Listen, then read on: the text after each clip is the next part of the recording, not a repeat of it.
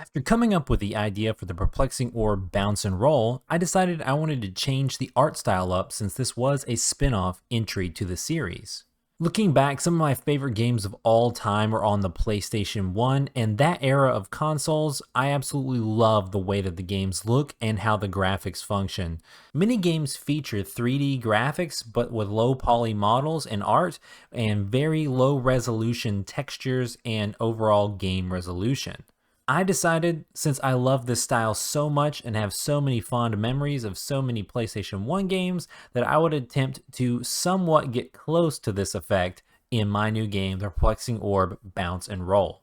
We tried to do a similar effect with our game, The Letter Classic Edition, and some of our fans didn't really like the low resolution art.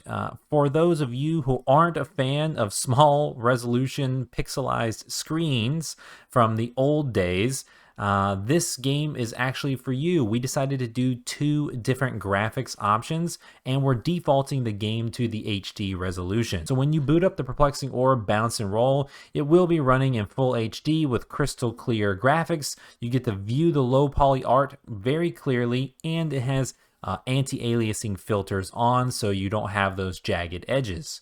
In order to try to get to that PS1 aesthetic, we do have a graphics option called Pixel Filter in the pause menu, and if you click on it, it will down-res the resolution to outputting from 1920 by 1080 to 640 by 360. And on top of the low resolution that we're running, we also get rid of the post-processing anti-aliasing effects. That gives us those jagged edges that the old games had so glaringly.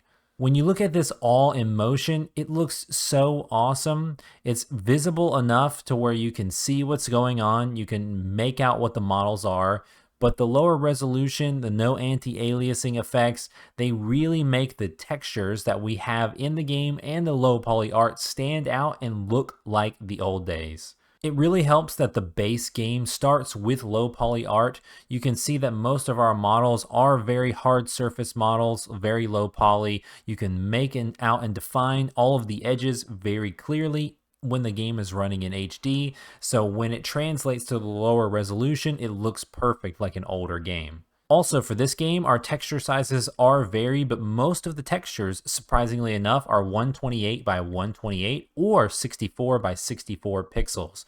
Those are extremely small textures.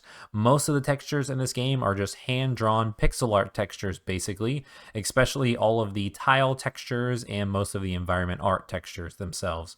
So when you add already low resolution textures plus low poly models, and then you down sample from HD to a lower resolution, and you get rid of post-processing effects, you find yourself with this awesome retro looking art style that's fully complete and playable in this game. If that's not your thing, like we mentioned earlier, you can play in smooth HD with smoothed out edges. I think that the options really provide two ways to play this game, and it's so cool to see it all in action. You can play it and the game looks good in HD and it looks good in low resolution. So guys, what do you think about these art style decisions? What do you think about the Perplexing Orb Bounce and Roll? The game is coming out tomorrow on PlayStation 4 and PlayStation 5. Are you guys excited about picking up this retro inspired game?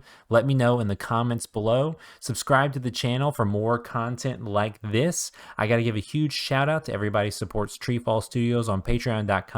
I got to give a personal shout out to Carmen Red, Shark and Minnow, PLP, and Thomas Stewart. Thank you guys for what you do for TreeFall Studios on Patreon.com.